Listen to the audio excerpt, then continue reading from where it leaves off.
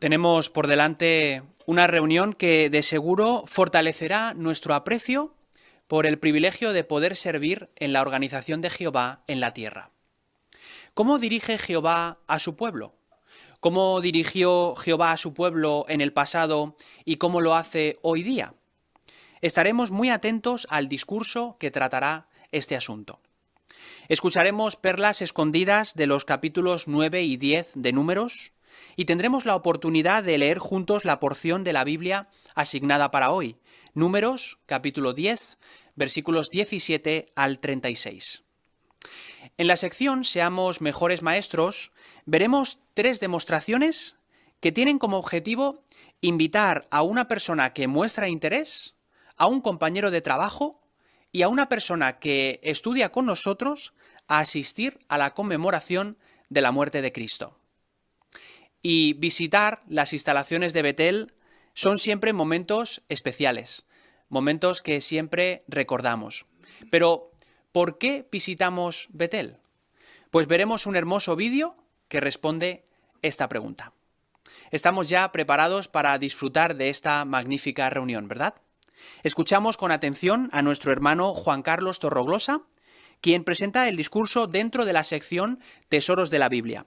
El tema es ¿cómo dirige Jehová a su pueblo? Hermano Torroglosa, te escuchamos. Cuando el pueblo de Dios comenzó su viaje por el desierto, saliendo de Egipto, le acompañó una columna que era una nube durante el día y que se transformaba en fuego durante la noche. La Biblia revela su origen al decir que Jehová iba delante de ellos. En realidad Jehová utilizó esa columna para conducir o guiar a su pueblo durante su viaje, durante el éxodo y durante el recorrido por el desierto. Aunque la columna no les condujo por el camino más corto o más directo, era la única manera de llegar a la tierra prometida. ¿Qué órdenes les daba esa columna? ¿Cómo se transmitían? ¿Qué tenían que hacer los israelitas cuando recibían esas órdenes? ¿Y qué lección nos enseña sobre el modo como Jehová nos dirige hoy en día? Pues para responder estas preguntas, lo mejor es acudir al relato de Números, al capítulo 9. Vamos a ir a Números, capítulo 9, y en primer lugar vamos a leer los versículos 17 y 18. Allí se dice: cada vez que la nube se elevaba por encima de la tienda, los israelitas se trasladaban de inmediato. Y en el lugar donde la nube se detenía, allí acampaban los israelitas. Por orden de Jehová se trasladaban los israelitas, y por orden de Jehová acampaban. Mientras la nube permanecía encima del tabernáculo, ellos se quedaban acampados. Hemos notado lo que dice el versículo 18, por orden de Jehová se trasladaban, y por orden de Jehová acampaban. ¿Y eso qué quiere decir? Pues que nadie por sí mismo, de forma individual, decidía por su cuenta dónde se debería de ir y cuándo trasladarse. Los israelitas solo levantaban el campamento por orden de Jehová. Así, mientras la nube descansaba sobre el tabernáculo, permanecían en ese lugar. Cuando la nube se alzaba, entonces partían. Y Jehová estableció un sistema para avisar al pueblo mediante toques cortos de trompeta que indicaban cuándo tenía que levantarse el campamento. También, por orden de Jehová, las tribus tenían que partir en cierta disposición, en grupos o en divisiones de varias tribus. Por ejemplo, a la vanguardia iba la primera división de 3 tribus con el arca del pacto. A continuación iban 2 familias de los levitas con porciones del tabernáculo asignadas a ellos. Luego venía otra división de otras 3 tribus. Después iba otra familia de los levitas con el santuario y seguidamente una división de 3 tribus. Y en la retaguardia, al final, iba otra división de 3 tribus. Esta disposición permitía que las 2 divisiones de tribus más fuertes y numerosas ocuparan las 2 posiciones claves, la vanguardia y la retaguardia. ¿Qué orden? Pero, ¿qué requería todo esto para los israelitas? ¿Qué les implicaba a ellos? Pues para eso vamos a verlo en Números 9, capítulo 9. Vamos al capítulo 9 del libro de Números otra vez, y ahora los versículos 21 y 22. Tratemos de imaginar lo que ocurría. Otras veces la nube se detenía solo desde la noche hasta la mañana, y cuando la nube se elevaba por la mañana, ellos se trasladaban. Cuando la nube se elevaba fuera de día o de noche, ellos se trasladaban. Mientras la nube permaneciera encima del tabernáculo, fueran 2 días, 1 mes o más, los israelitas se quedaban acampados y no se trasladaban. Pero si se elevaba, ellos se trasladaban. Bueno, esto ocurrió por lo menos 40 veces, porque durante su viaje por el desierto, los israelitas estuvieron en 40 diferentes ubicaciones. Así podemos imaginarnos, esto no era fácil. Imaginemos que somos un israelita, llevamos caminando un buen rato y ahora vemos que la nube se detiene. ¿Y ahora qué nos preguntaríamos? Pues lo que hemos leído. ¿Cuánto tiempo va a permanecer allí la nube? Hemos leído que la nube a veces permanecía un día o más. ¿Será un día, una semana, varios meses? Nos preguntamos, ¿deshago el equipaje? Al principio puede que saquemos solo lo esencial, pero al cabo de unos días, cansados ya de buscar, de rebuscar en el equipaje, empezamos a sacarlo todo. Y en algún momento, justo cuando casi hemos terminado de sacarlo todo, vemos que la columna se levanta. Es hora de volver a hacer las maletas, otra vez. Desde luego, esto no sería ni fácil ni cómodo, ¿verdad? Sin embargo, los que estaban en el campamento tenían que obedecer de inmediato. ¿Qué lección nos enseña esto? Bueno, ¿cómo reaccionamos hoy cuando recibimos instrucciones de la organización de Jehová o que provienen de Jehová? ¿Intentamos ponerlas en práctica de inmediato o continuamos haciendo las cosas como estábamos acostumbrados a hacerlas? ¿Estamos familiarizados con las últimas instrucciones? Si cuando tenemos que tomar decisiones importantes no confiamos en nuestra propia sabiduría y buscamos la guía de la organización de Jehová, demostramos nuestra gratitud por el modo en cómo Jehová nos está dirigiendo. ¿Y a quiénes usó Jehová para dirigir al pueblo de Israel en ese momento? Pues vamos a ir otra vez al libro de Números, al capítulo 10. Y ahora vamos a leer los versículos del 5 al 8. Números 10, 5 al 8. Y ahí leemos. Cuando suene una serie de toques cortos de trompeta, deben trasladarse los campamentos de los que están al este. Cuando suene una serie de toques cortos de trompeta por segunda vez, deben trasladarse los campamentos de los que están al sur. Hay que hacer sonar los toques de trompeta de esta manera cada vez que una de las divisiones se traslade. Para convocar a la congregación deben tocar las trompetas, pero no con series de toques cortos. Y notemos ahora lo que dice. Los hijos de Aarón, los sacerdotes, deben tocar las trompetas. Esto será un estatuto permanente para ustedes, generación tras generación. Así, ¿a quiénes usaba Jehová para dar la orden al campamento de trasladarse o de acampar? Pues bueno, todos sabemos que Moisés era el mediador entre Jehová y la nación de Israel, así que Moisés debería de transmitir la señal. Pero, como hemos leído, los hijos de Aarón, los sacerdotes, deben tocar las trompetas. Bueno, ni Moisés ni los sacerdotes eran perfectos, así que Jehová estaba usando a personas imperfectas para dirigir a su pueblo en ese momento. Pero el éxito de los israelitas durante el éxodo dependía de que ellos reconocieran el medio que Dios estaba usando para dirigirlos y que lo obedecieran. Bueno, en la actualidad Jehová sigue haciendo lo mismo, sigue guiando a su pueblo. Es decir, al igual que no esperaba que los israelitas encontraran por sí mismos el camino a la tierra prometida, Jehová tampoco nos pide que por nosotros mismos encontremos el camino al nuevo mundo. Por eso Jehová ha nombrado a Jesús como cabeza de la congregación. Y Jesús a su vez ha delegado parte de esa autoridad al esclavo fiel. Y también usa a los ancianos y superintendentes en su organización y en la congregación. Y obviamente los hermanos que ocupan los puestos de responsabilidad en la congregación no son perfectos, como tampoco lo eran Moisés y los sacerdotes. Pero hoy en día el esclavo fiel nos da la señal de cuándo hay que hacer cambios. ¿Cómo? Pues por medio de artículos de la atalaya, por medio de la guía de actividades, por medio de publicaciones y por medio de las asambleas.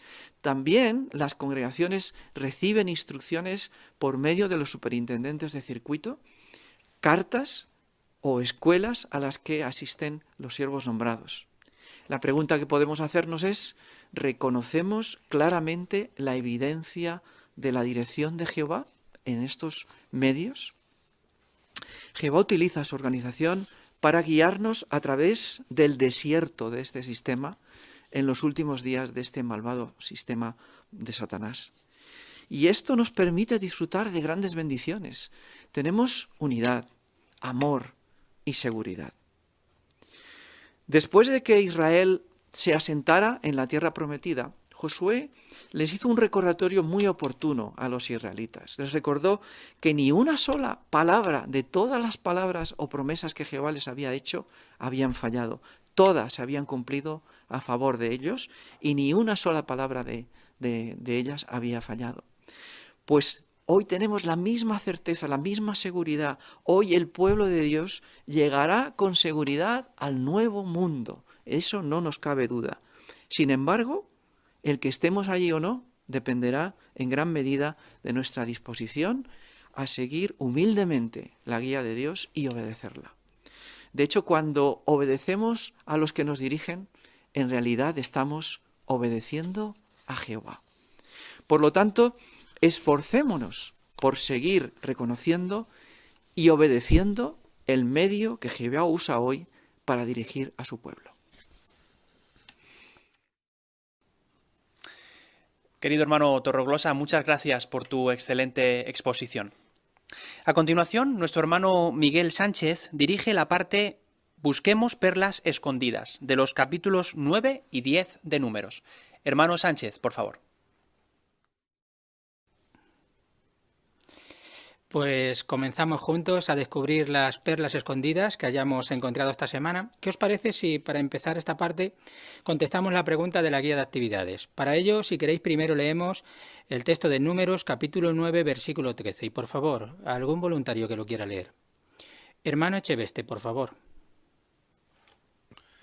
Pero si alguien es puro o no se encuentra de viaje y no prepara el sacrificio de la Pascua, esa persona tiene que ser eliminada de su pueblo, porque no presentó la ofrenda para Jehová en la fecha fijada. Ese hombre responderá por su pecado. Muy bien, muchas gracias, hermano Echeveste. ¿Qué aprendemos de este mandato que se le dio a Israel? Hermana Espiña. Pues al no celebrar deliberadamente la Pascua, indicaban que le daban la espalda a Dios, ya que era lo que Jehová había provisto para el enriquecimiento espiritual de su pueblo. Y al rechazarlo, rechazaban esta provisión de Jehová, y las consecuencias era que tenían que morir. Hoy en día podemos ver una aplicación práctica. Pablo en Hebreos 10, 24 y 25 nos insta a no abandonar las reuniones. Si no tomamos en serio este mandato, sería como darle la espalda a Dios y podríamos morir espiritualmente. Muy bien, qué buen punto.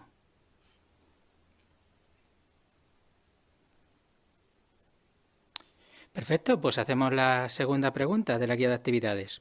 ¿Qué perlas espirituales ha encontrado sobre Jehová, el ministerio y otros temas en la lectura bíblica de esta semana? Hermana Sánchez. Sí, en el capítulo 9, los versículos 10 y 11, se explica que se hacía una concesión en el caso de que un hombre estuviera inmundo por tocar a un muerto o estuviera en un viaje distante. Podría preparar el sacrificio de la Pascua el día 14 del segundo mes. Era una excepción, pero evidencia la flexibilidad y la adaptabilidad de Jehová y nos da mucha tranquilidad porque nos enseña que Él siempre tiene en cuenta nuestra disposición pecaminosa y sabe que como seres humanos a veces necesitaremos una segunda oportunidad y está dispuesto a dárnosla. Muy bien, muchas gracias por tu comentario. Hermano Ruiz Juan Jesús. En Números 10, 21 menciona cómo los coatitas tenían que salir justo en el momento adecuado para que cuando llegaran al destino el tabernáculo ya estuviera montado y así los artículos sagrados que llevaban pudieran depositarse en él. El éxito de su asignación requería que no se adelantasen al resto. Y nosotros hoy, en la organización de Jehová, pues todos tenemos un lugar, un sitio, y también se espera que no nos adelantemos. El éxito de nuestra asignación, sea cual sea, implica que vayamos al paso de la organización de Jehová. Muy bien, muy buen punto. Hermana Canino, por favor.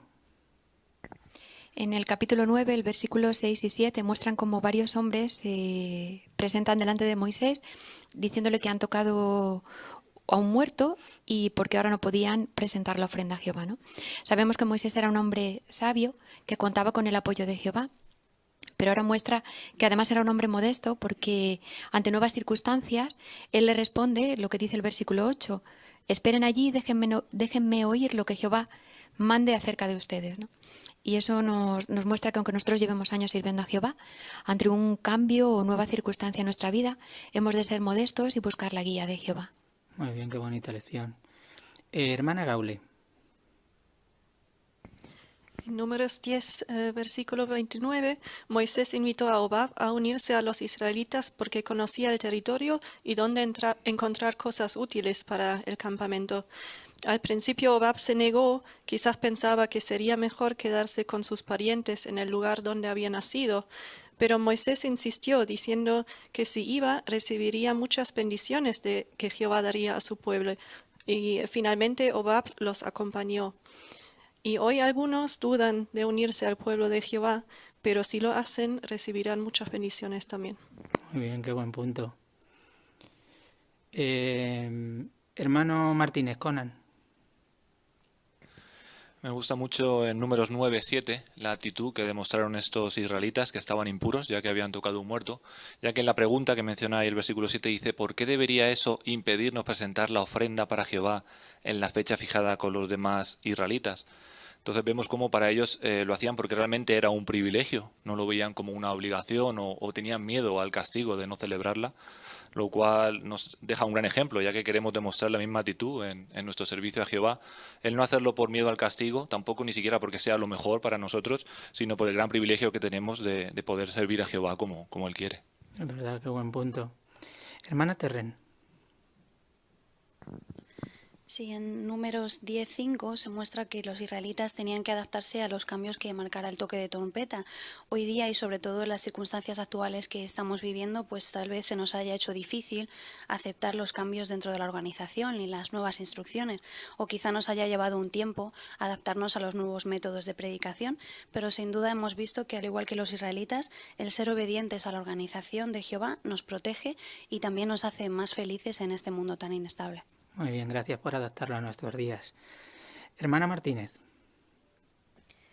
En el capítulo 9, el versículo 8, en este versículo, vemos la respuesta que Moisés le da a unos hombres impuros que le preguntaron por qué no podían presentar la ofrenda por haber tocado a un muerto.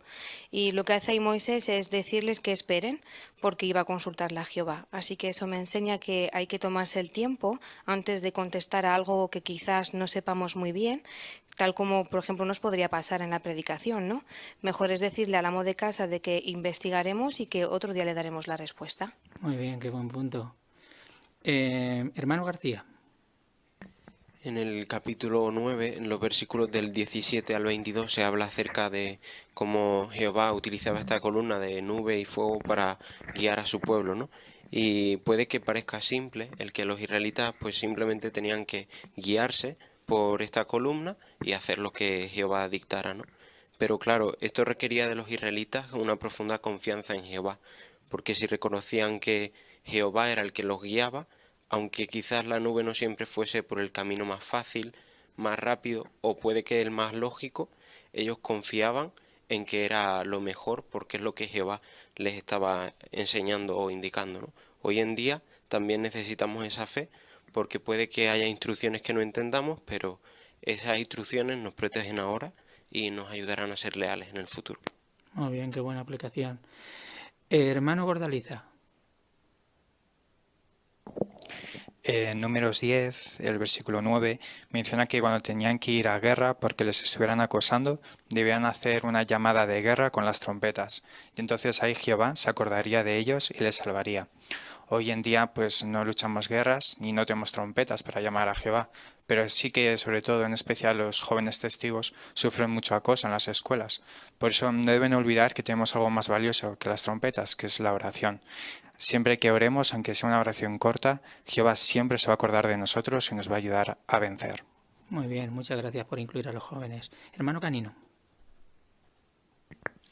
El capítulo 9, versículo 22, con respecto a la nube y a los plazos en los que ésta se movía, cuando dice fueron 2 días, un mes o más, también nos hace ver que Jehová es el que marca los tiempos en su organización y que debemos interpretarlos y seguirlos cuando estos marcan cambios o cuando los cambios no llegan en el tiempo que nosotros esperamos. Muy bien, muchas gracias. Hermanos Piña. También en Números 10:4, ahí menciona que cuando los sacerdotes tocaban solo una trompeta, entonces únicamente se presentaban en la tienda los jefes de miles de Israel. Allí Moisés pues le daba la información y la capacitación que necesitaba para cumplir bien con sus responsabilidades en sus respectivas tribus. De igual modo, hoy día los ancianos se esmeran por pastorear bien la congregación y aceptan con gusto cuando se les invita a recibir más capacitación. De esa manera aprenden a atender mejor los asuntos de la congregación y lo que conlleva es que los hermanos se pueden acercar más a Jehová. Muy bien, qué buen punto. Hermana Romero. En el 9:11 dice que los israelitas tenían que comer hierbas o verduras amargas, y esto era así para que recordaran lo amarga que había sido su esclavitud en Egipto. Esto nos enseña que cuando cometemos errores, Jehová no quiere que estemos constantemente sintiéndonos culpables, pero sí desea que aprendamos de ello para no volver a tropezar en la misma piedra y así seamos leales a Jehová. Muy bien, muchas gracias. Hermana Cheveste.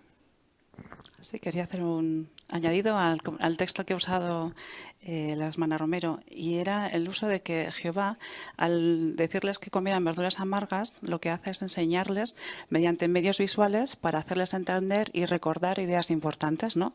Este método también lo usa en tiempos de Ezequiel, como veremos en el estudio bíblico de congregación.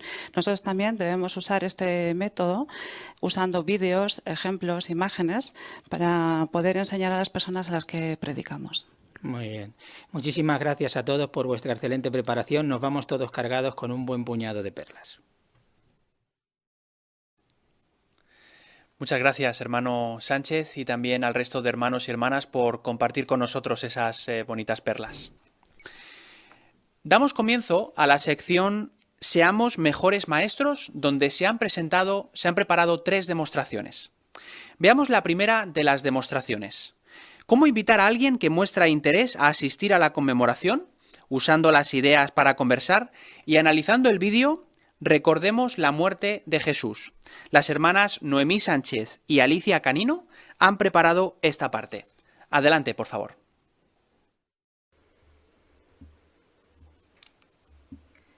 Hola Alicia, ¿qué tal? Soy Noemí del trabajo. Ah, hola Noemí. Bien, ¿tú qué tal?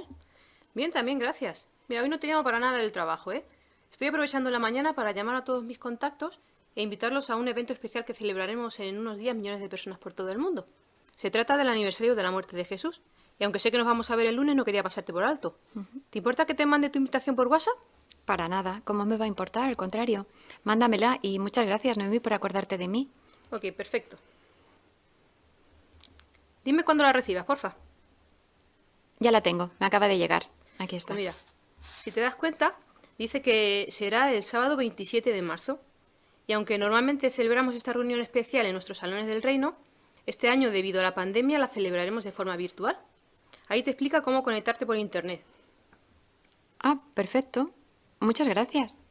Y mira, también me gustaría invitarte a una conferencia relacionada con este acontecimiento, que se presentará el fin de semana anterior, también por internet y con un tema muy interesante. ¿Ha encontrado usted una perla muy valiosa? Pues sabes, Noemí, casi todos los años me han dejado la invitación. Y he intentado asistir, pero por una cosa o por otra al final me ha sido imposible. Pues mira qué bueno saber esto, Alicia. Te voy a mandar un vídeo al WhatsApp que explica la importancia de asistir. Dime cuándo te llegue, ¿vale? Ya lo tengo, Noemí. Pues mira, si tienes un par de minutitos, puedes verlo ahora mismo y lo comentamos juntas. Vale. Voy a verlo. Ya está.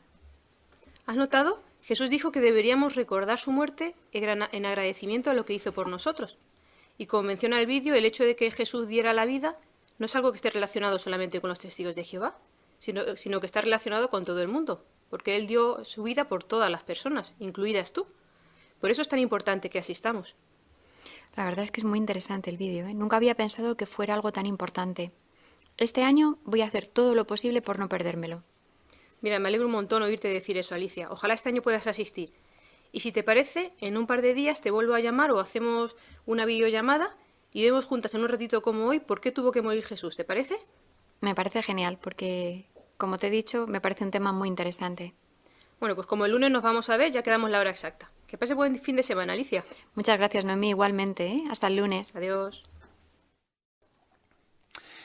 Muchísimas gracias a ambas por esta práctica demostración. Hemos disfrutado mucho.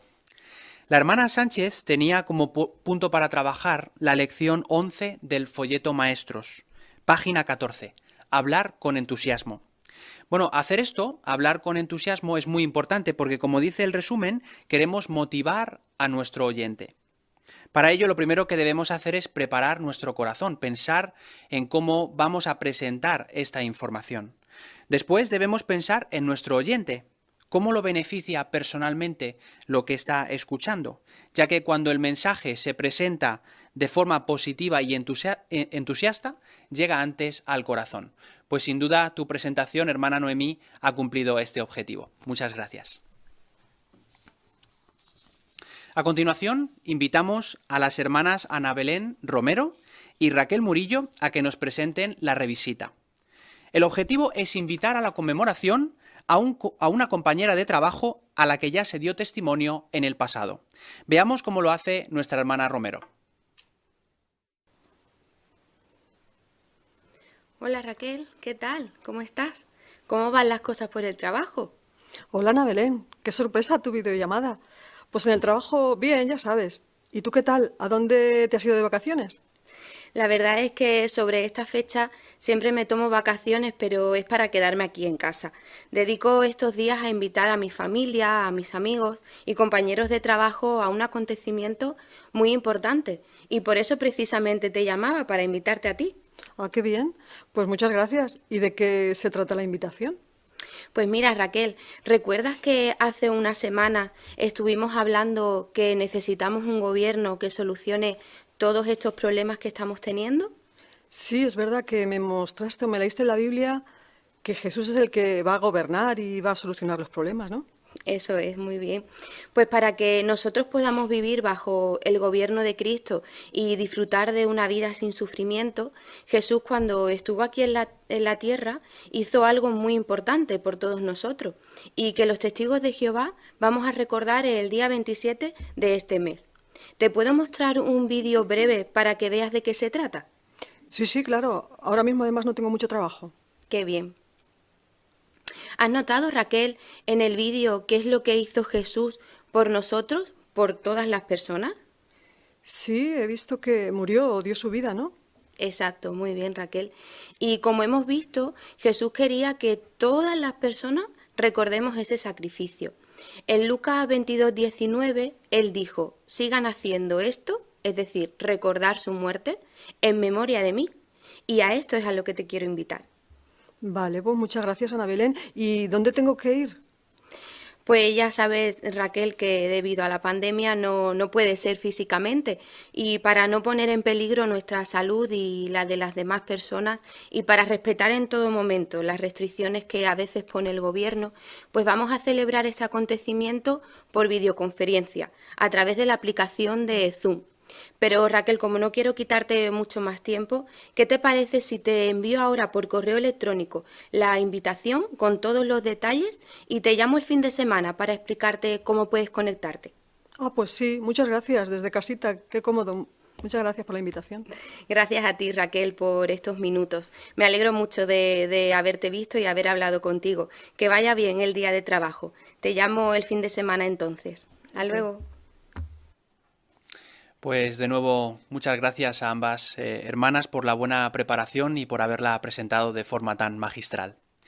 En este marco de circunstancias, la hermana Romero ha demostrado verdadero interés en aprovechar la predicación informal para dar testimonio de nuevo a una compañera de trabajo. Así, en esta circunstancia, predicación informal, es muy importante hablar con naturalidad, presentar nuestras creencias de forma sencilla, pero elegante. La lección 2 del folleto Maestros, página 5, dice: sea usted mismo y hable con sinceridad. Y me gusta mucho lo que se indica en el segundo párrafo: hablar con el corazón. Pensar por qué esta persona necesita oír este mensaje y ahora centrarnos en el receptor, cómo ser amables, cercanos y simpáticos. Pues muchas gracias a ambas por esta bonita demostración. Veamos a continuación la última demostración de hoy. Es un curso bíblico ya establecido. La publicadora invitará a su estudiante a asistir a la conmemoración y explicará por qué no debe tomar del pan y del vino. Ya tenemos a nuestras hermanas Noelia Terrén y Noemí Martínez preparadas. Os escuchamos. Así, Noemí, según la nota que has leído, ¿cómo describirías la conmemoración? Pues según dice aquí, es una reunión que Jesús mandó celebrar para que recordaran su muerte. Muy bien, así es. ¿Y te fijaste cuándo se celebró en los tiempos de Jesús? Pues dice que el 14 del mes judío de Nisan, que parece que corresponde a los meses de marzo o abril de nuestro calendario. Exacto, así es. Así como tú ya has asistido a nuestras reuniones, pues ya sabes cómo son, solo que esta es la más especial para nosotros. Comienza igual cantando una canción y después se presenta un discurso. Y más o menos como a la mitad del discurso sucede algo muy especial. Entre los presentes se pasa un plato con pan y una copa de vino. Estos simplemente pues son símbolos que nos recuerdan a todos el sacrificio tan grande que hizo Jesús al morir por nosotros. Muy interesante, pero estoy un poco confundida, no entiendo muy bien. Parece que unos comen y beben, pero que otros no, ¿verdad? Así es. Como hemos leído en la nota, aquí se habla de dos clases de personas. Por un lado, en la Biblia se dice que hay un grupo limitado de personas que tienen una esperanza de vivir en el cielo, a quien solo escoge Jehová. Mira, para entenderlo mejor, si quieres, podemos buscar en la Biblia las palabras que dijo Jesús a sus discípulos en esta última noche de su vida en la tierra. ¿Te parece bien? Vale. Mira, podemos leerlo en Lucas 22, 29. Lucas 22, 29. ¿Lo puedes leer tú, por favor? Sí. Dice: y yo hago un pacto con ustedes para un reino, así como mi Padre ha hecho un pacto conmigo. Muy bien. ¿Así viste qué fue lo que hizo Jesús con sus discípulos? ¿Hizo un pacto con ellos? Así es. Así cuando aquí habla de pacto, para que lo entendamos un poquito mejor, es como si hiciera un contrato con sus discípulos. Y en este contrato pues les confirmaba que tenían una nueva misión. Esa misión sería ir al cielo después de morir y así poder reinar con él. Y la Biblia además también nos indica cuántas en total serán las personas a las que Jehová escoja para este privilegio. También podemos leerlo si quieres en el último libro de la Biblia, Apocalipsis, el capítulo 14 y el versículo 1 y el 3. Apocalipsis 14, 1 y 3. Y si quieres lo puedes leer tú también. Dice: entonces vi al Cordero de pie en el monte Sión, y con él 144.000 que llevan escritos en la frente el nombre de él y el nombre de su Padre. Ellos están cantando delante del trono y delante de los 4 seres vivientes y de los ancianos, lo que parece ser una canción nueva. Nadie podía aprender bien esa canción aparte de los 144.000 que fueron comprados de entre los de la tierra. Muy bien, muchas gracias. ¿Así has visto cuántos son los que tienen esperanza de ir al cielo? 144.000. Correcto. Por lo tanto, solo ellos tienen el privilegio de en esta reunión tan especial poder comer del pan y beber del vino. ¿Por qué? Porque son los únicos que se beneficiarán de los privilegios que tiene este contrato o este pacto. Así el resto de nosotros, que somos la mayoría, pues no tomamos parte en este contrato, por lo que si somos fieles a Jehová podremos tener esperanza de vivir para siempre aquí en la tierra en un futuro. Así que pues no participaríamos ni en beber del vino ni en comer del pan. Ahora sí que lo entiendo. Me alegro, de verdad que me encantaría que pudieras asistir. Ah, pues sí, claro. ¿Cuándo será? Pues este año se celebrará el sábado 27 de marzo. Mira, si quieres ahora mismo te mando por WhatsApp la invitación por correo en formato electrónico. ¿Te parece bien? A ver, la tengo aquí. Vale, te la he enviado. ¿La recibiste? A ver, sí, aquí la tengo. Perfecto. Pues mira, como ves, si abres la invitación se muestra ahí. Debido a la situación mundial, esta reunión se celebrará de forma virtual, igual que nuestras reuniones actuales. Así, en esta ocasión tan única, pues cada uno en su casa podrá preparar estos símbolos, el pan y el vino, para que podamos recordar aquello que hizo Jesús en esa ocasión. Pero igualmente, pues tampoco lo tomaremos. Pues muchas gracias, la verdad que me ha hecho mucha ilusión que me invitaras. Gracias por acordarte de mí. Claro que sí, cuánto me alegro. Pues mira, si te parece, podemos volver al mismo párrafo donde estábamos y seguir con el resumen de lo que hemos aprendido en el capítulo, ¿vale? Perfecto. Muchas gracias, hermana Terren y hermana Martínez, por esta presentación. Nos ha encantado. Sin duda, la explicación de por qué no participamos de los emblemas es un desafío, porque para nosotros es algo fácil y sencillo, básico, pero no tanto para alguien que acaba de empezar a estudiar. Así, la mejor manera de hacer frente a este desafío es hablar con sencillez. Lección 17 del folleto Maestros, página 20.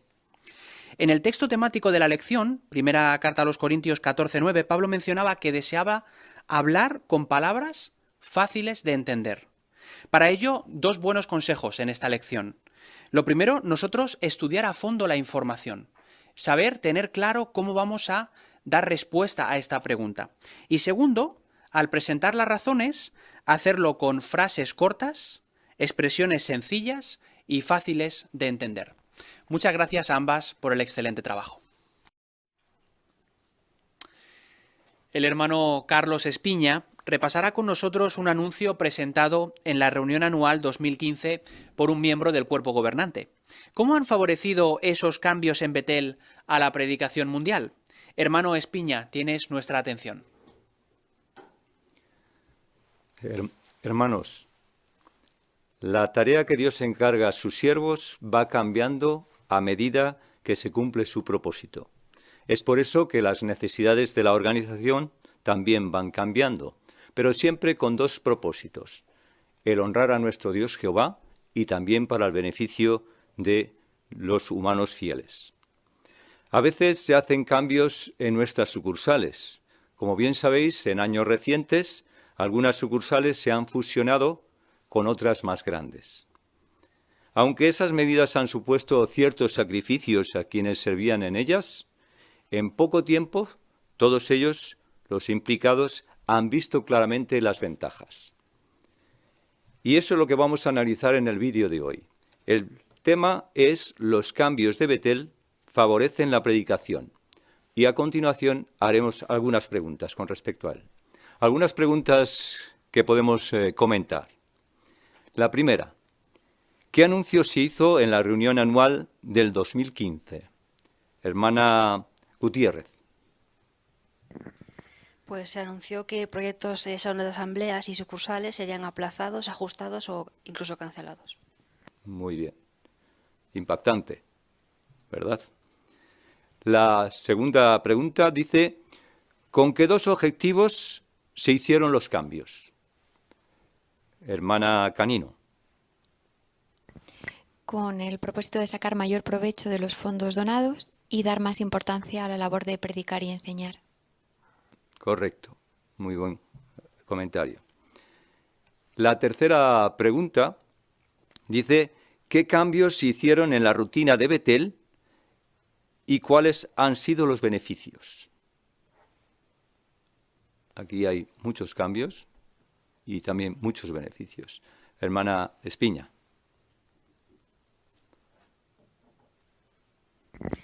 Bueno, pues entre otros se simplificó el sistema de comidas. Ahora los betelitas tenían que preparar ya algunas comidas en sus propias habitaciones, y también, por ejemplo, en la lavandería, ¿no? Ahora ya tenían que lavar ellos su propia ropa.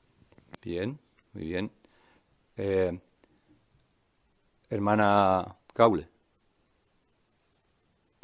También hay más hermanos que están ayudando ahora a Betel de distancia desde su hogar, o quizás yendo a Betel a la semana. Muy bien. Hermano Martínez. Sí, alguno de los beneficios es que ahora se utilizan de mejor manera los fondos donados y sobre todo ha favorecido la predicación. Exacto. Hermano Torregrosa.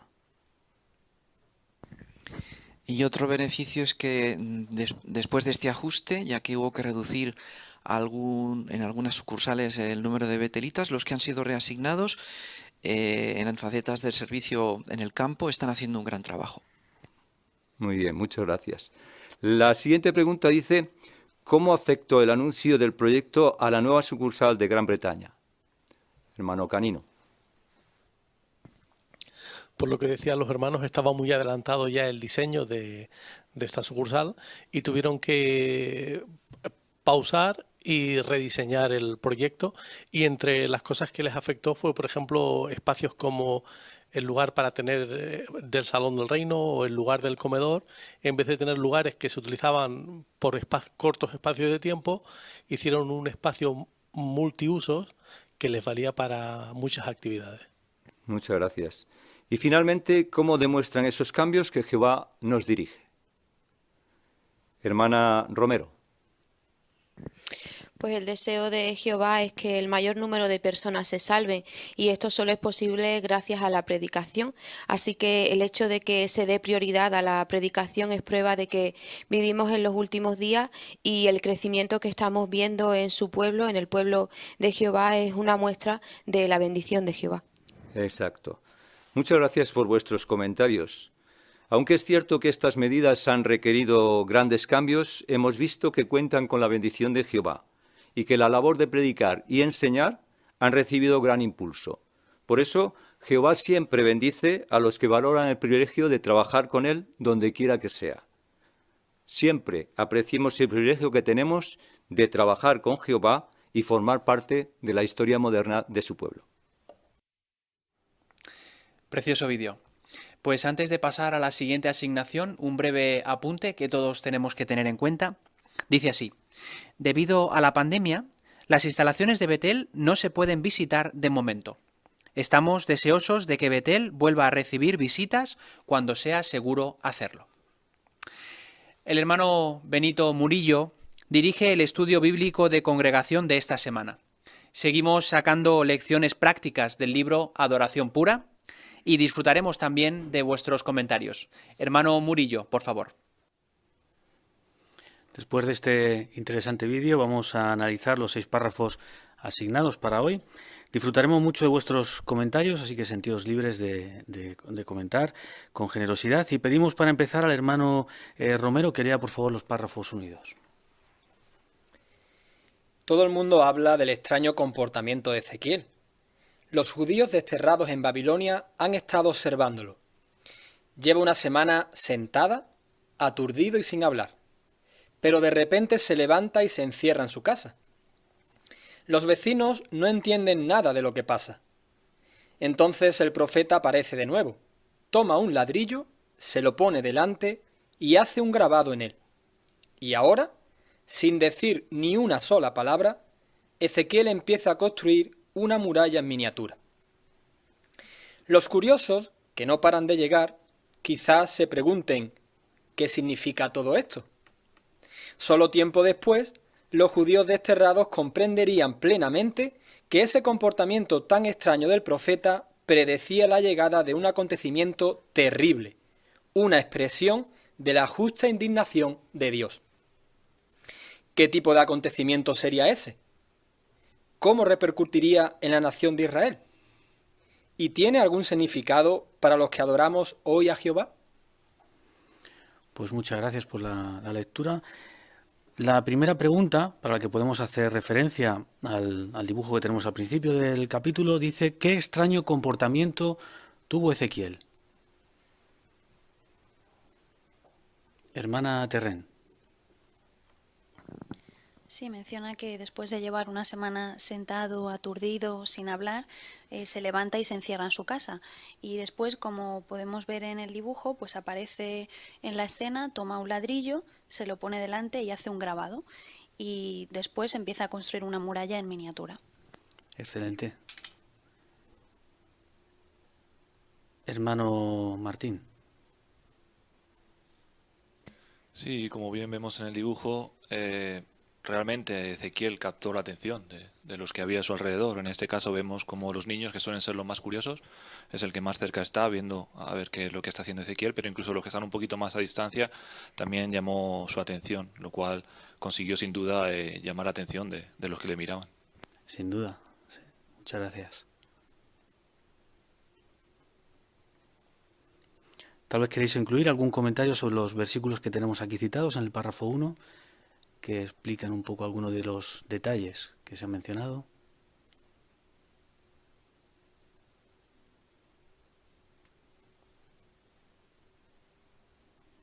Por ejemplo, hermana Echeveste.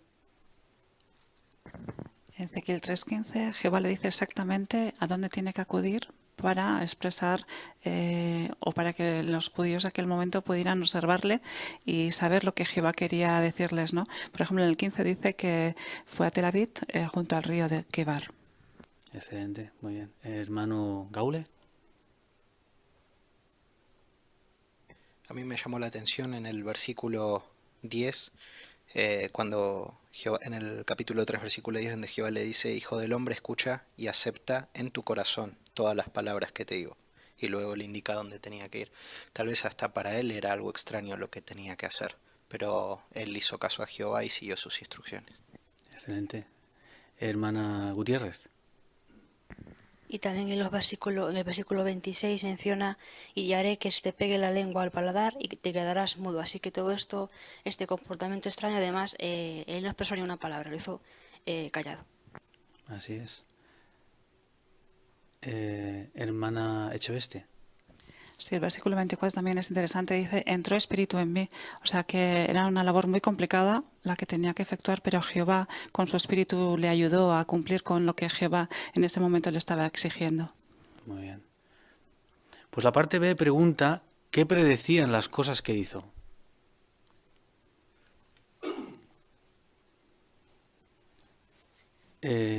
Hermana Romero. Pues predecía la llegada de una expresión de la justa indignación de Jehová. Así es.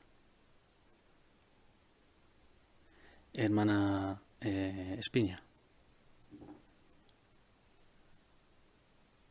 Y después de lo que hemos visto que dice Ezequiel, pues las preguntas que quedan por contestar es cómo sería este acontecimiento, cómo repercutiría en la nación de Israel y si eso nos va a afectar también a nosotros en nuestra adoración a Jehová hoy en día. Excelente. Pues con estas preguntas en mente vamos a ir dando respuesta a algunos de estos detalles. Pasamos al siguiente subtítulo: un ladrillo, trigo y una espada afilada. Párrafos 3 y 4, por favor. Alrededor del año 613 antes de nuestra era, Jehová le pidió a Ezequiel que significara 3 aspectos de la sentencia de Dios contra Jerusalén: el asedio de la ciudad, el sufrimiento de los habitantes y la destrucción de la ciudad y su gente. Veamos más detalles sobre estos 3 aspectos de una sentencia que pronto se ejecutaría. El asedio de Jerusalén. Jehová le dijo a Ezequiel: toma un ladrillo y ponlo delante de ti. Graba en él una ciudad. Cércala. El ladrillo representaba la ciudad de Jerusalén, y el propio Ezequiel personificaba el ejército babilonio, que sería usado por Jehová. También se le pidió que construyera una muralla en miniatura, una rampa de ataque y unos arietes. Después colocó todos esos instrumentos de guerra alrededor del ladrillo. Estos sirvieron para indicar que los enemigos de Jerusalén los iban a usar para cercar la ciudad y atacarla. A fin de mostrar que los soldados enemigos serían tan fuertes como el hierro, Ezequiel puso una lámina o plancha de hierro entre él y la ciudad. Y luego fijó su mirada en la ciudad. Todas esas acciones hostiles sirvieron de señal para la casa de Israel, una señal de que algo inesperado les pasaría pronto. Jehová usaría al ejército enemigo para asediar Jerusalén, la principal ciudad de su pueblo, el lugar donde estaba el templo de Dios. Gracias, Benjamín. La primera pregunta dice: ¿qué 3 aspectos de la sentencia de Dios escenificó Ezequiel? Hermano Torrolosa. como bien se indica, el primero es el asedio de la ciudad, el segundo el sufrimiento de los habitantes y el tercero la destrucción de la ciudad y su gente. Y como indica la nota, tiene mucho sentido que Ezequiel esto lo hiciera en público, porque era una escenificación, ¿no? Era algo para que se viera, ¿no? Y además Jehová en otras ocasiones le había pedido que hiciera cosas parecidas, como hornear un pan o llevar su equipaje, y que lo hiciera ante sus ojos, a los ojos de la gente. Por eso es lógico que concluyamos que esto también debió hacerse de la misma manera. Sin duda. Hermana Canino. Y así lo veíamos reflejados en los párrafos anteriores, ¿no? Expresiones como todo el mundo habla del extraño comportamiento, los vecinos no entienden nada, los curiosos, o sea, lo hizo delante de las personas, ¿no? para que lo pudieran ver. Así es. Muy bien, muchas gracias por incluir ese detalle. Antes de hacer la parte B, vamos a leer Ezequiel capítulo 4, versículos 1 al 3. Y pedimos algún voluntario o voluntaria para que lo lea. Hermana Martínez. Y tú, hijo del hombre, toma un ladrillo y ponlo delante de ti. Graba en él una ciudad, Jerusalén. Cércala, construye un muro de asedio alrededor de ella, levanta una rampa para atacarla, monta campamentos para luchar contra ella y rodéala de arietes. Toma una plancha de hierro y colócala como un muro de hierro entre tú y la ciudad. Entonces fija tu mirada en ella y quedará cercada. Tú vas a acercarla. Esto servirá de señal para la casa de Israel. Muchas gracias, muy buena lectura. Vamos a explicar un poco estos versículos. Dice la parte B cómo representó Ezequiel el asedio de Jerusalén.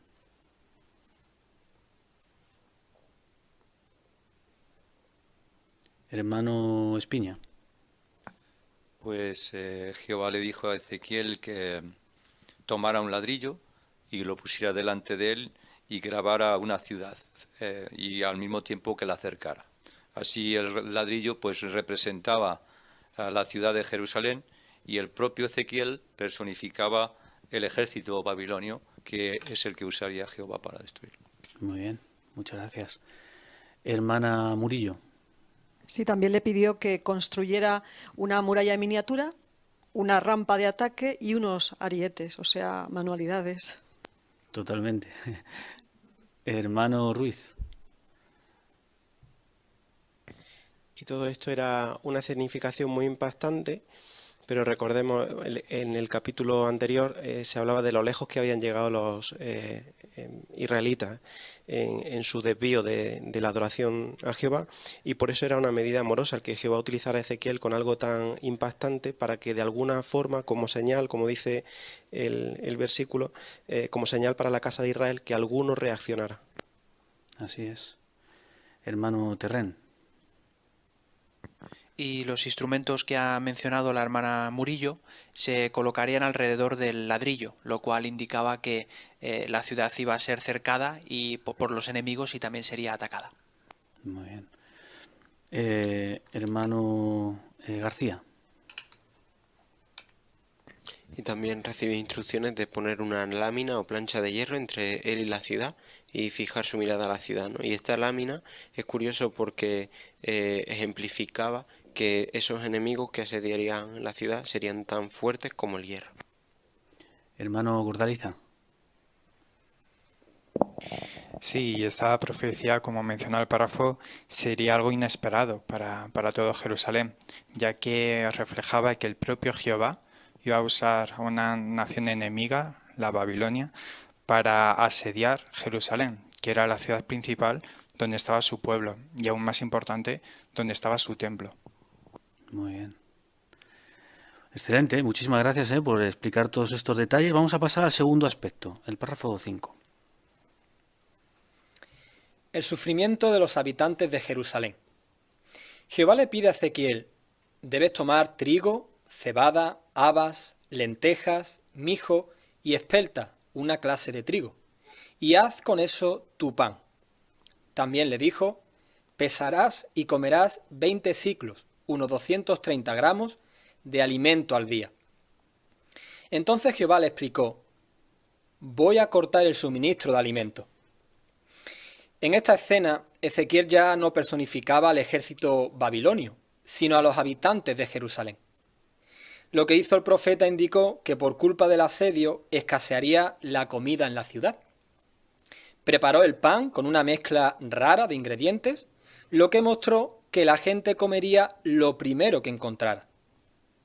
¿Hasta qué extremo llegaría el hambre? Como si les hablara directamente a los habitantes de Jerusalén, Ezequiel dijo: habrá padres entre ustedes que se comerán a sus hijos, y habrá hijos que se comerán a sus padres. Al final, las flechas mortales del hambre causarían mucho sufrimiento y la gente quedaría consumida. Muchas gracias. Dice la pregunta: ¿cómo escenificó Ezequiel lo que les ocurriría a los habitantes de Jerusalén? Hermano Echeveste. Pues escenificó la escasez de alimentos que ocurriría en Jerusalén, ¿verdad? Él personificaba ya a un habitante de Jerusalén y la escena era preparando un pan con diferentes ingredientes raros como trigo, cebada, habas, lenteja, mijo y espelta, lo que daría a entender que la gente, las personas, comerían lo primero que encontraran por la calle. Así es. Hermana Gaule. Y no solo los ingredientes eran raros, sino también la forma de hacerlo. En versículo 12 leemos que Jehová dijo: ante sus ojos lo hornearás usando excremento humano seco como combustible.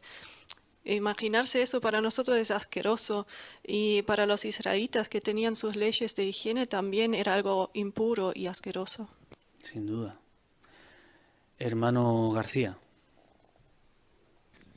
Y por si fuera poco, como si hablase directamente a estos habitantes de Jerusalén, Ezequiel dijo que habría padres que llegarían a comerse a sus hijos e hijos que se comerían a sus padres.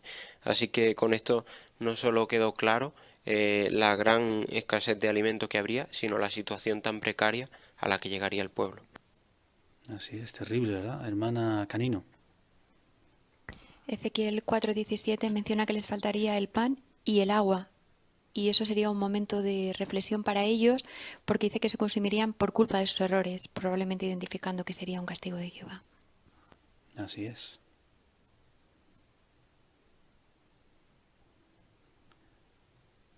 Hermano Canino.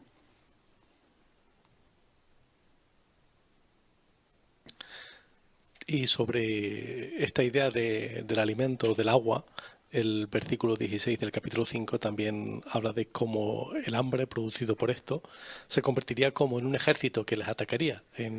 Dice: lanzaré contra ellos las flechas mortales del hambre para exterminarlo. Excelente. ¿Alguna idea sobre cómo afectó esta asignación a Ezequiel? ¿Sobre su reacción?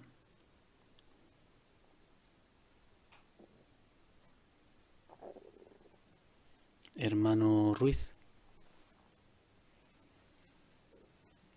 Pues podemos pensar que era un hombre de sentimientos semejantes a los nuestros y que seguramente supondría un desgaste también para él, pero Jehová lo había preparado con visiones impresionantes y también, como veíamos antes, le daba su Espíritu Santo. Así que hacemos bien también en aprovechar nosotros el alimento que Jehová nos da y el Espíritu que debemos de pedirle.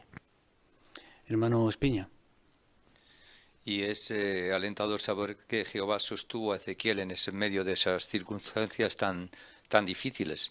Así nos ayuda también a nosotros a permanecer fieles y a cumplir con nuestra comisión de predicar, venga lo que venga. Muy bien, hermana Echeveste.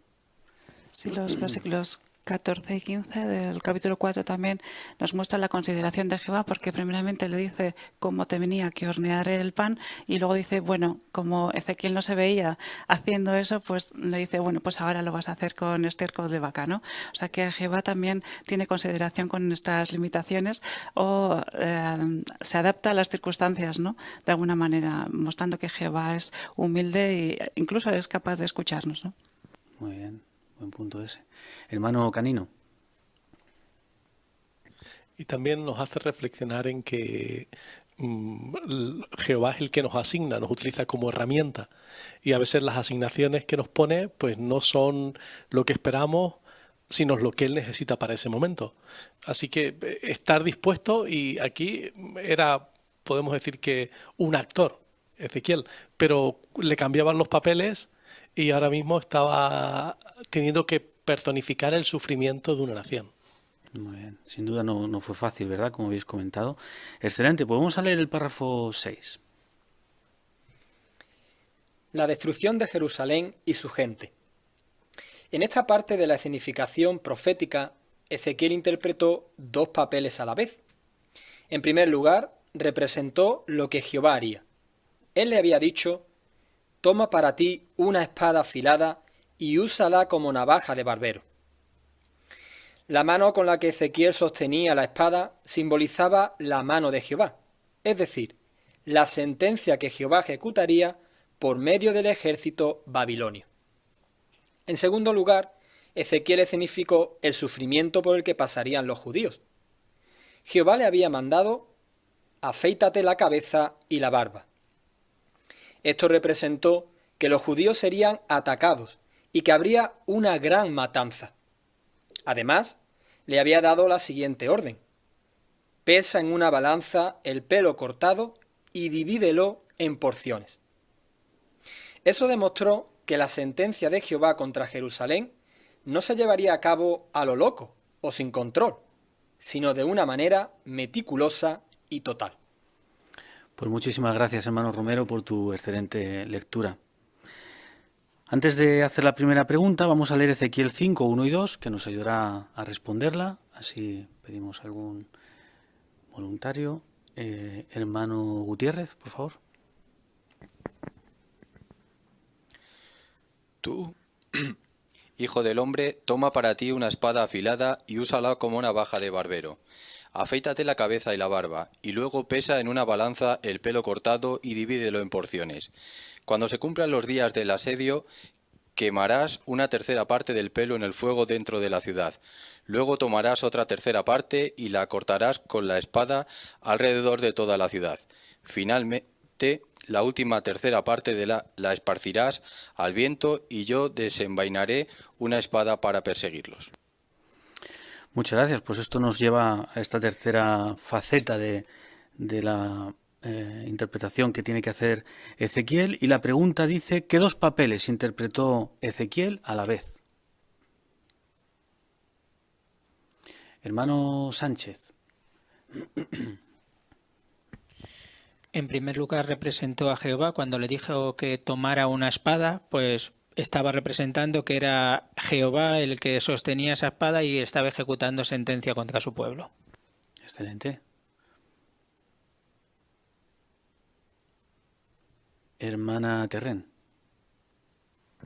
Sí, en el segundo lugar escenificó el sufrimiento que pasarían los judíos, ¿no? Porque Jehová le mandó afeitarse la cabeza y la barba, y esto pues simbolizaba que los judíos serían atacados y también habría una gran matanza. Así es, sin duda. Pues hacemos la siguiente pregunta: ¿qué significado tenía la orden de pesar el pelo y dividirlo en porciones? Hermana Sánchez. Sí, pues este acto le demostró a Ezequiel que la sentencia de Jehová contra Jerusalén no sería a lo loco, no sería algo sin ningún tipo de control, sino todo lo contrario, sería algo meticuloso. Muy bien. Hermano Ruiz. No solamente dividió en 3 porciones ese pelo, sino que además lo pesaba, ¿no? Así que eso quiere decir, como se ha comentado, que Jehová tendría un control total de su juicio sobre Jerusalén, sobre quienes morirían dentro, otros a espada. Jehová lo tenía todo muy controlado. Así es. ¿Y nos enseña algo acerca de la personalidad de Jehová, estos detalles que estamos analizando?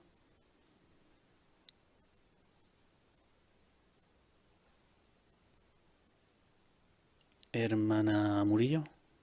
Sí, que Jehová cumple con sus propósitos, con todos, meticulosamente, no lo hace al azar, sino que lo cumple meticulosamente. Muy bien. ¿Y hermana Echeveste? Así que todo está bajo su control. Cuando Él traiga el juicio final, también será así. O sea, todo estará controlado y Él tendrá el control del tiempo y del modo de hacer las cosas, con lo cual podemos estar muy seguros de que lo que Él nos ha dicho es pura garantía. Muy buena aplicación. Hermano Espiño. También se requería humildad y valentía por parte de Ezequiel para representar estas profecías. Así, de igual modo, nosotros debemos ser humildes y valientes en cualquier asignación que Jehová nos asigne. Así es. Hermano Ruiz. Y como si nosotros fuéramos también otro montoncito de estos, de pelo medido, pesado, pues Jehová va a estar pendiente de su pueblo, individualmente, de cada uno, cuando traiga su juicio, así que podemos sentirnos cuidados por él también. Muy bien. De hecho, aunque estamos aquí hablando de juicio, pero como veremos más adelante en los siguientes estudios, las próximas semanas, había esperanza también, ¿verdad? Resumiendo lo que hemos analizado, ¿recordáis qué tres aspectos de alguna manera representó Ezequiel? Tres aspectos relacionados con el juicio de Jehová contra Judá. Hermana Canino. El asedio de la ciudad de Jerusalén, el sufrimiento de los habitantes y la destrucción de la ciudad y su gente. Muy bien, y además de esta manera tan impactante para que no quede duda de lo que Jehová se proponía hacer. Pues muchísimas gracias por vuestra excelente preparación, que se ha manifestado obviamente en los buenos comentarios y numerosos que hemos podido escuchar y que recalcan en nosotros esta idea de cómo Jehová efectivamente lo tiene todo bajo control. En las próximas semanas veremos cómo se cumplieron estos aspectos y su significado profundo para cada uno de nosotros. Tenemos el magnífico privilegio de pertenecer al pueblo de Dios en la tierra. Obedecer las instrucciones de aquellos que llevan la delantera significa obedecer a Jehová. Los cambios que se han hecho en Betel han favorecido ampliamente la predicación a escala mundial. Y poder conocer Betel nos hace entender que la organización de Jehová es única, la única adoración pura que Jehová acepta. Estamos en una época muy especial, estamos en la época de la conmemoración, así que vamos a esforzarnos en invitar a todos los que podamos a disfrutar junto con nosotros de esta reunión única y especial. Sin duda, damos gracias a Jehová y al esclavo por habernos regalado esta preciosa reunión. Os animamos a prestar atención a los siguientes anuncios y recordatorios. Para las congregaciones. 1. Asuntos médicos. Si un publicador bautizado necesita una tarjeta de instrucciones médicas DPA, puede pedírsela al siervo de publicaciones en cualquier momento. Si cualquier publicador, bautizado o no, necesita ayuda para encontrar un médico colaborador y un centro de atención médica, con experiencia en medicina sin sangre, puede acudir a los ancianos, que lo ayudarán con gusto. Si cree que va a ser ingresado en un hospital, le recomendamos que informe a uno de los ancianos con suficiente tiempo. También animamos a los publicadores que sean hospitalizados a que informen al hospital de que les gustaría que los visitara un ministro de los Testigos de Jehová. 2. Programa especial de adoración matutina para el día de la conmemoración. Tenemos muchos deseos de obedecer el mandato que Jesús dio al decir: sigan haciendo esto en memoria de mí. Estas palabras se refieren a la conmemoración de la muerte de Cristo, que celebraremos el sábado 27 de marzo de 2021, después de la puesta del sol. Con motivo de ese día tan especial, el cuerpo gobernante ha aprobado que todos los que tengan acceso a jw.org o JW Library tengan la oportunidad de disfrutar del análisis del texto para ese día presentado por un miembro del cuerpo gobernante. El programa también incluirá la lectura para la conmemoración correspondiente a los días 13 y 14 de Nisan. Por lo tanto, animamos a todos a apartar suficiente tiempo antes de iniciar sus actividades del 27 de marzo de 2021 para disfrutar de este programa de 15 minutos. Se podrá acceder a este programa de la misma manera que se accede a otros programas de JW Broadcasting. 3. Disfrute de la vida. En cuanto esté disponible el nuevo folleto Disfrute de la vida, podrán usarlo para comenzar cursos bíblicos. Este folleto contiene las 3 primeras lecciones del libro Disfrute de la vida. Después de terminar el folleto, si el estudiante desea continuar estudiando y el libro está disponible en su idioma, podrán hacerlo comenzando en la lección 4 del libro. Si el libro Disfrute de la vida aún no estuviera disponible en su idioma, podrán continuar el estudio con el libro Nos enseña. Una vez que el nuevo folleto y el libro estén disponibles en su idioma, reemplazarán a los libros Nos enseña y Continúe y a los folletos Buenas noticias y La voluntad de Jehová en el kit de enseñanza. El libro Disfrute de la vida abarca todo lo que el estudiante necesita aprender para cumplir los requisitos para el bautismo cristiano. Si ya están estudiando la Biblia con alguien usando el libro Nos enseña o Continúe, pueden analizar cuándo deberían pasar al libro Disfrute de la vida y en qué lección deberían empezar.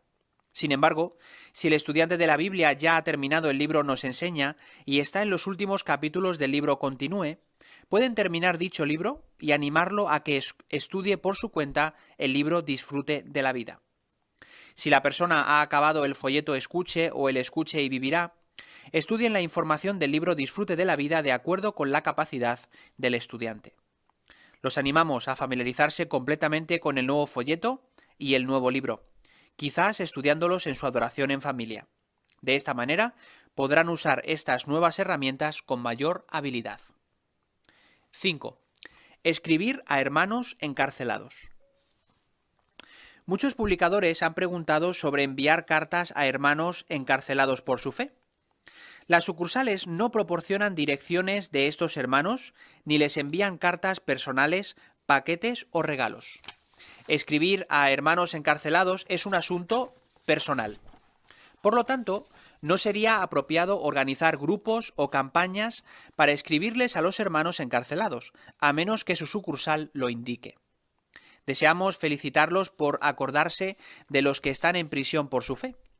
En el siglo I, hermanos como Pedro y Pablo recibieron mucho ánimo gracias a las oraciones que sus hermanos en la fe hacían por ellos. Hechos capítulo 12, versículo 5, dice: así que dejaron a Pedro encerrado en la prisión, mientras tanto la congregación no dejaba de orarle con fervor a Dios por él. No dejamos nunca de orar por nuestros queridos hermanos encarcelados, seguros de que Jehová les dará la fuerza necesaria para aguantar. Pues concluimos aquí nuestra reunión. Muchas gracias por vuestra atención y vuestra asistencia.